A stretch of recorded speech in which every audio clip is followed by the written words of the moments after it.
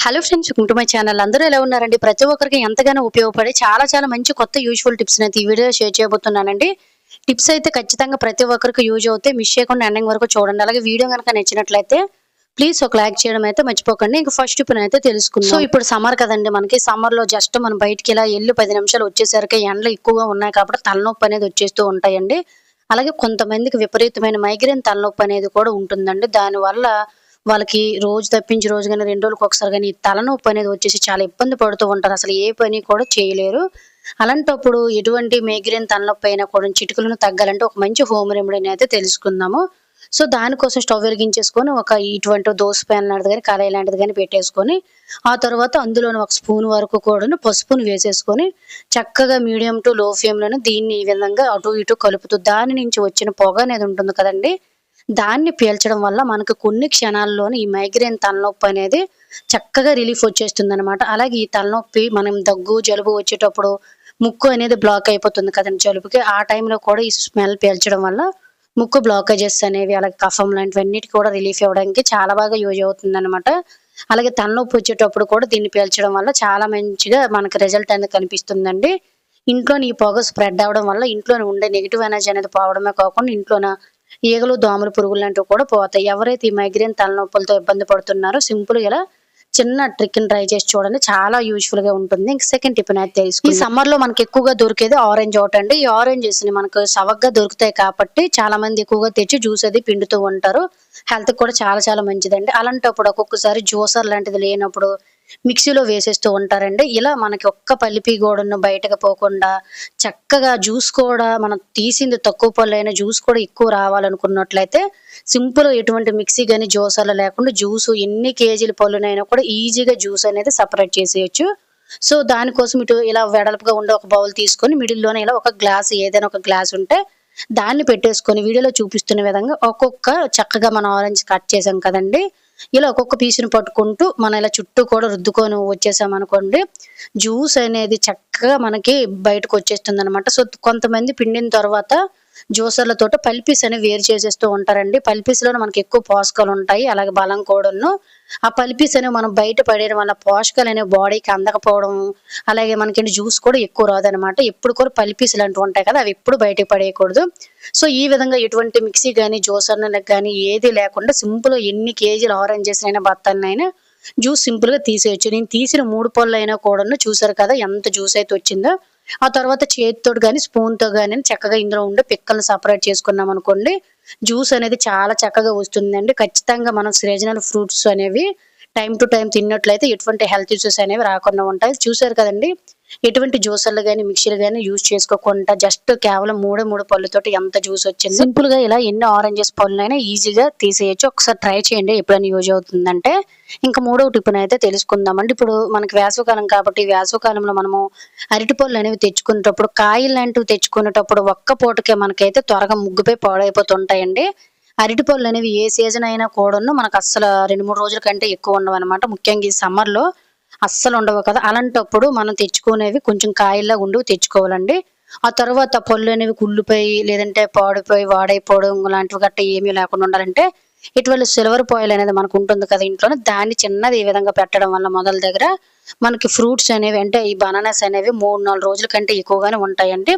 ఇటువంటి silver foil లేని వారైతే ఒక కాటన్ క్లాత్‌ను గాని, లేదంటే ఒక టిష్యూ పేపర్‌ని గాని ఈ విధంగా మొదల దగ్గర పెట్టేసుకొని కొంచెం వాటర్‌ని చిలకరించేసుకుంటూ ఎండిన తర్వాత కొంచెం వాటర్‌ని చిలకరించుకున్నట్లయితే మొదల దగ్గర మనకి చెమ్మలాగా ఉంటుంది కాబట్టి అరటిపళ్ళు అనేవి అస్సలు త్వరగా ముగ్గిపోవడం, కుళ్ళిపోవడం, పాడైపోవడం లాంటివి ఏమీ ఉండదు. 4, 5 రోజులైనా కూడా ఫ్రూట్స్ అనేవి చాలా తాజాగా ఉంటాయి. యూజ్ అవుతుందండి, ట్రై చేయండి. ఇంకా నాలుగవ టిప్‌నైతే తెలుసుకుందామండి.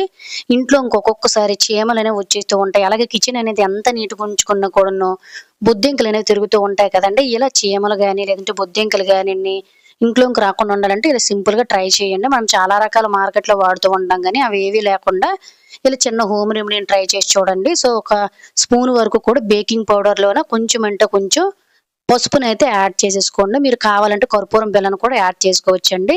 ఇలా మనకి సమ్మర్ స్టార్ట్ అవ్వగానే ఎక్కువగా ఇబ్బంది పెట్టే విషయం ఏంటంటే చీమలనేవి చాలా ఎక్కువ వచ్చేస్తూ ఉంటాయి ఏ పదార్థాల దగ్గర కూడాను. అలాంటప్పుడు ఇలా గుమ్మాల దగ్గర గట్టున వేసామనుకోండి, గుమ్మాలు కూడా పుచ్చిపోకుండా, చెదలు పట్టకుండా ఉంటాయండి. అలాగే కిచెన్‌లో కూడా కిచెన్ అంతా క్లీన్ చేసిన తర్వాత నైట్ టైమ్ ఈ విధంగా కిచెను గట్లు వారంతా కూడా మనం ఈ పౌడర్ వేయడం వల్ల బొద్దింకలనేవి తిరుగుతూ ఉంటాయి కదా! ఆ బొద్దింకలు ఈ పౌడర్ తిని కడుపుబ్బిపోయి చనిపోతాయండి. కిచెన్‌లోని ఈ విధంగా చీమలు, పురుగులు, బొద్దింకలు కూడా ఉండవు. అలాగే మొక్క కూడాను ఈ టైంలో మనకి వైట్‌గా పురుగు పట్టేసి పాడైపోతుంటాయి కదండీ! ఇంట్లోని ఏ మొక్కలున్నా కూడాను వాటిలికి కూడాను ఈ విధంగా 15 రోజులకొకసారి, నెల రోజులకొకసారి జల్లండి. మొక్కల దగ్గర కూడాను చీమలు గాని, దోమలు గాని, పురుగులు లాంటివి కూడా ఏమి ఉండవు. మొక్కలు కూడా చక్కగా ఫ్రెష్‌గా పెరుగుతాయి. యూజ్ అవుతుందంటే ట్రై చేయండి. ఇంకా ఐదో టిప్ అనైతే తెలుసుకుందాం. ప్రతి ఒక్కరు ఇంట్లోని ఈ ప్రాబ్లమ్ ఫేస్ చేసి ఉంటారండి. మనం వాడే గ్యాస్ స్టవ్ అనేది సడెన్‌గా మంట తగ్గిపోతుంది కదా! బయట రిపేర్ చేయాలనుకున్నట్లయితే ఖచ్చితంగా 700-800 తీసుకుంటారు. ఇలా మనం ఇంత డబ్బు ఖర్చు పెట్టి పనే లేకుండా మూసుకొని తీసుకొని వెళ్ళే పని లేకుండా మనమే సింపుల్‌గా రిపేర్ చేసేయొచ్చండి. దానికోసం ఒక సేఫ్టీ పిన్‌ని తీసుకొని చక్కగా స్ట్రెయిట్‌గా వీడియోలో చూపిస్తున్న విధంగా చేసుకున్న తర్వాత గ్యాస్ స్టవ్ అనేది ఇలా మనం పైకి లేపితే మనకొక పైప్ అయితే ఉంటుంది. ఆ పైప్‌లో చిన్న హోల్ ఉంటుందండి. కొంతమందికి రైట్ సైడ్ అయితే ఉంటుంది. కొంతమందికి లెఫ్ట్ సైడ్ అయితే ఉంటుంది. స్టవ్ బట్టి అయితే ఉంటుందండి. ఇది ఒకేలాగా అయితే అందరి స్టవ్‌కి ఉండదు. అక్కడ చిన్న హోల్ అయితే ఉంటుందన్నమాట. బయటకి అస్సలు కనిపించడం లేదు గానీ, సో, చిన్న హోల్ ఉంటుంది. మీరు నార్మల్‌గా స్టవ్ ఎత్తితే మీకు తెలిసిపోతుందన్నమాట. అందులోను మనకు ఒక్కొక్కసారి చచ్చిపోయిన చీమలు లాంటివి లేదంటే ఒక్కోసారి మనం వండినవి ఏవైనా ఉంటాయి కదండీ! జిడ్డు లాంటిది గట్టా అవి స్ట్రక్ అయిపోవడం వల్ల మంట అనేది సరిగ్గా రాదు. ఇలా మంట సరిగ్గా రాకపోవడం వల్ల మనకి గ్యాస్ కూడా తెలియకుండానే చాలా ఎక్కువ వేస్ట్ అయిపోతుందన్నమాట. ఎప్పుడైనా కూడాను గ్యాస్ చిన్న మంట వస్తుందనుకునేటప్పుడు వెంటనే రిపేర్‌కి తీసుకెళ్ళిపోకుండా ఇలా హ్యాపీగా ఇంట్లోనే మీరు రిపేర్ చేసుకోవచ్చు. చూసారు కదండీ! ఫస్ట్ స్టార్టింగ్‌లో అయితే అస్సలు మంట అనేది సరిగ్గా వచ్చేది కాదనమాట. ఆ తరువాత అయితే నేను ఇంట్లోనే ఈజీగా ఇలా రిపేర్ చేసాను. జస్ట్ ఒక్క చిన్న సేఫ్టీ పిన్ తోటి మంట కూడా చాలా వస్తుంది. అలాగే వంట త్వరగా అయిపోతుంది. అండ్ అలాగే ముఖ్యంగా మనకి గ్యాస్ అనేది చాలా వరకు సేవ్ అవుతుంది. ఎప్పుడైనా యూజ్ అవుతుంది లేదంటే ఇలా జరిగిందంటే ఖచ్చితంగా ట్రై చేయండి.